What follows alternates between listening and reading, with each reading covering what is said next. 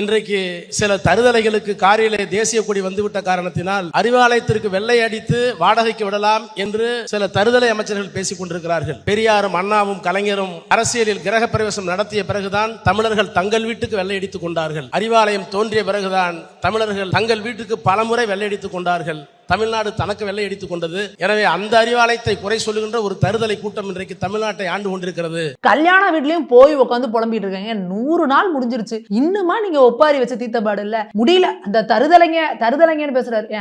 பொண்ணு மாப்பிள்ளை 2 பேரையும் உட்கார வச்சுட்டு நீ தருதலன்னு பேசுறீங்களே, அப்ப அந்த பொண்ணு மாப்பிள்ளை பெத்தவங்களுக்கு எப்படி பக்கு இருக்கும்? இனிமே கல்யாணத்துக்கு மணமக்களை வாழ்த்தணும்னா திமுக காரங்களே கூப்பிடக்கூடாதுப்பா அப்படிங்கிற அளவுக்கு கல்யாண வீட்லயும் போய் உட்காந்து புலம்பிட்டு இருக்காங்க. 100 நாள் முடிஞ்சிருச்சு, இன்னுமா நீங்க ஒப்பாரி வச்சு தீர்த்தப்பாடு இல்ல. ஏங்க எதுக்குங்க கல்யாண வீட்டுக்கு கூப்பிடுறாங்க? போனோமா பொண்ணு மாப்பிள்ளைய வாழ்த்தினமா வந்தமா இல்லாம உங்களுக்கு என்ன காசா இல்ல? நீங்க உங்க காசுல செலவு பண்ணி ஒரு மேடையை போட்டு அங்க போய் பேச வேண்டியதானே. உங்களுக்கு தான் பேச வராதா? அங்க போய் இந்த மக்களுக்கு எல்லாம் நல்லசாவே வராது, இப்படி ஓட்டு போட்டாங்க பாரு, இந்த கட்சிக்கு இப்படி எல்லாம் பேசுவீங்க. நேத்து இந்த கல்யாணத்துல போயிட்டு ராசா அவர்கள் வந்து பாத்தீங்கன்னா நிர்மல்குமார் வந்து சொல்லிட்டாராம், இனிமே அறிவாலயத்தை வெள்ளை அடிச்சு வாடகைக்கு தான் விடணும் அப்படின்ட்டு. முடியல. அந்த தருதலைங்கன்னு பேசுறாரு. பொண்ணு மாப்பிள்ளை 2 பேரையும் உட்கார வச்சுட்டு நீ தருதலன்னு பேசுறீங்களே, அப்ப அந்த பொண்ணு மாப்பிள்ளை பெத்தவங்களுக்கு எப்படி பக்கு இருக்கும்? இவங்களே எதுக்குடா நம்ம கூப்பிட்டோம்? நல்ல நாள் எதுமா நாளுங்கிழமை எதுமா மேடையில ஏறி என்னையா பேசிக்கிட்டு இருக்கிறாங்க. அதனால கல்யாண வீட்டுக்கு தயவு செஞ்சு இனிமேல் உங்களை கூப்பிடாதீங்க. ஏன்னா இன்னும் அவங்க ஒப்பாரி மோட்லேருந்து வெளியில் வரல. அதனால் நீங்கள் எங்கே கூப்பிட்டீங்கனாலும் அவங்க அதே ஒப்பாரி மோட்லேயே தான் இருக்கிறாங்க. கல்யாண வீட்டுக்கு வந்தால் பொண்ணு மாப்பிள்ளை நல்லா இருக்கணும், நம்ம பிள்ளைங்க நல்லா இருக்கணும்னா தயவு செஞ்சு இவங்களை கூப்பிடாதீங்க. ஒரு டாக்டர் குடும்பத்தில் நடைபெறக்கூடிய திருமணம் இது. டாக்டர்கள் சேர்ந்து ஒன்றாக இருக்கக்கூடிய குடும்பத்தில் நடைபெறக்கூடிய திருமணமாக இந்த திருமணம் நடந்து கொண்டு இருக்கிறது. ஆனால் ஒன்றை நீங்க எண்ணி பார்க்கணும், இது போன்ற படித்தவர்கள் பட்டதாரிகள் ஏதாவது அத்திமுத்தமாக தான் ஒரு குடும்பத்தில் இருப்பார்கள். ஒரு காலத்தில் ஒரு அரை நூற்றாண்டுக்கு முன்னால் பார்த்தால் அத்திபுத்த மாதிரி தான் ஒரு டாக்டரோ ஒரு பட்டதாரியோ இருப்பார்கள். ஆனால் இன்றைக்கு ஊருக்கு ஊர், கிராமத்திற்கு கிராமம், வீட்டுக்கு வீடு பட்டதாரிகள் டாக்டர் இருக்கிறார்கள் சொன்னால் அதற்கு காரணம் திராவிட இயக்கம் என்பதை யாரும் மறந்துவிடக்கூடாது. ஆக அப்படிப்பட்ட திராவிட இயக்கத்துடைய வழித்தோழராக திராவிட முன்னேற்ற கழகத்திலேயே இன்றைக்கு அந்த குடும்பத்தில் நடைபெறக்கூடிய திருமணமாக இந்த திருமணம் நடந்து கொண்டு இருக்கிறது. ஆனால் இந்த நிலை வருவதற்கு காரணமாக இருந்ததை யார் என்பதை இன்றைக்கு இருக்கக்கூடிய இளைஞர்கள் புரிந்து கொள்ள வேண்டும், தெரிந்து கொள்ள வேண்டும். அவருக்கு புரியல, தெரியல. அதனால்தான் ராஜா சொன்ன மாதிரி ஒரு மாற்றம் தமிழ்நாட்டில் ஏற்பட்டு ஏமாற்றமாக மாறி இருக்கிறது. லட்சக்கணக்கான மக்கள் செய்த தவறு கோடைக்கணக்கான மக்களை இன்றைக்கு துன்புறுத்தி கொண்டிருக்கிறது. இந்த நிலை மாறணும். நீங்கள் பெற்றெடுக்கக்கூடிய குழந்தைகளுக்கு அழகான தமிழ் பெயர்களை சூட்டுங்கள். எப்படி கலைஞர்கள் தன்னுடைய குடும்பத்தை எல்லா குழந்தைகளுக்கும் எல்லா பேத்திகளுக்கும் தமிழ் பெயர்களை சூட்டி இருக்கிறார்களோ அதே போல நம்முடைய அமிர்தனுடைய இல்லத்தில் நடைபெறக்கூடிய மனவிழாவை நான் கேட்டுக்கொள்ள விரும்புவது, மணமக்களை நான் அன்போடு கேட்க விரும்புவது, அழகான தமிழ் பெயரை சூட்டுங்கள். நாங்க வந்து திராவிடம்லாம் ஆட்சிக்கு வர்றதுக்கு முன்னாடி பாத்தீங்கன்னா சும்மா பட்டதாரிகளே கிடையாதுங்க.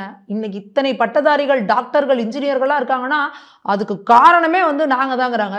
ஏங்க உங்க குடும்பத்துல எத்தனை டாக்டர்கள், இன்ஜினியர்கள் உருவானாங்க? நீங்க வந்து டாக்டரா, இல்லை உங்க பையன் வந்து இன்ஜினியரா, இல்லை உங்களோட கலைஞர் அவர்களோட தலைமை குடும்பத்துல எத்தனை டாக்டர்களையும் இன்ஜினியர்களையும் நீங்க உருவாக்குனீங்க? உங்க குடும்பத்திலேயே டாக்டர், இன்ஜினியரை உருவாக்குறதுக்கு உங்களால முடியல. ஆனா தமிழ்நாடு முழுக்க எல்லாம் உருவானதுக்கு காரணம் இவங்க தானா அப்படின்னு போய் புலம்பிட்டு இருக்காங்க. எது எப்படி இருந்தாலும் சரி, இன்னைக்கு நிதர்சனமா தாவேக ஆட்சிக்கு வந்துருச்சு. மக்களோட தீர்ப்பு அது. அப்ப அதுக்கு தலைவணங்கி ஏத்துக்கிட்டு நம்ம எதிர்கட்சியா என்ன செயல்படுவோம் அப்படிங்கிறத விட்டுட்டு போற இடம்லாம் தருதலைங்க, தற்கூறிங்க, இவங்க உருப்பட மாட்டாங்க, விளங்க மாட்டாங்கன்னு இப்படி ஒப்பாரி வச்சுட்டு இருந்தீங்கன்னா தயவு செய்து இனிமே இவங்களை கல்யாண வீட்டுக்கு கூப்பிடலாமா வேணாமா அப்படிங்கிற பெரிய குழப்பத்துல திமுகவில் இருக்கிறவங்களா இருக்கிறாங்க. என்னோட ஒப்பீனியன் என்னன்னா, தயவு செஞ்சு இவங்களை கூப்பிடாதீங்க.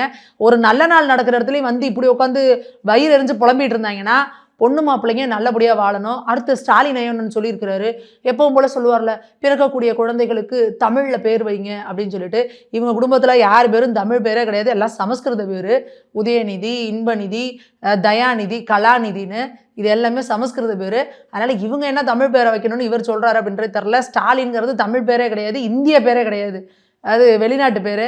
அதனால அந்த உருட்டையும் உருட்டிட்டு வந்திருக்கிறாரு. கல்யாண வீடு, கர்மாந்திர வீடு, ஆர்ப்பாட்டம், போராட்டம், பொதுக்கூட்டம், இப்படி போற இடத்துலலாம் புலம்பியே தள்ளுறீங்களே. தமிழ்நாடு என்ன உங்க ஒப்ப விட்டு சொத்தா? நீங்க மட்டும்தான் ஆளணுமா? வேற யாரும் புதுசா ஆளக்கூடாதா? வேற ஏதாச்சும் புதுசா ஒருத்தர் 5 வருஷம் ஆண்டுட்டு தான் போட்டுமே. அதை விட்டுட்டு சாபம் விட்டுட்டே இருக்கீங்க. நல்லா இருக்க மாட்டீங்க, நாசமா போயிடுவீங்க, செத்து போயிடுவீங்க. ஜீரணிக்க முடியல அவங்களோட வெற்றியை உங்களால்.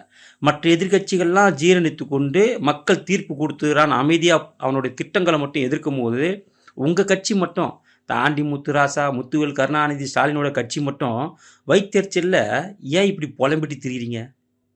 அது மட்டும் இல்லாமல் கொஞ்சம் நஞ்ச பேச்சா பேசுனீங்க, கொஞ்சம் நஞ்ச மாற்றமாக தமிழ்நாட்டில் பண்ணீங்க.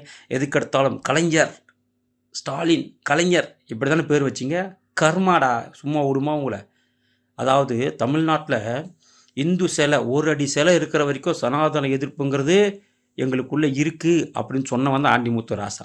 அதை விட ஒரு படி மேலே போய் முத்துவேல் கருணாநிதி ஸ்டாலினோட மகன் சனாதனத்தை டெங்கு போல, கொசுவை போல நசுக்கணும்னு சொன்னான். கர்மா வச்ச, சும்மா விடுமா?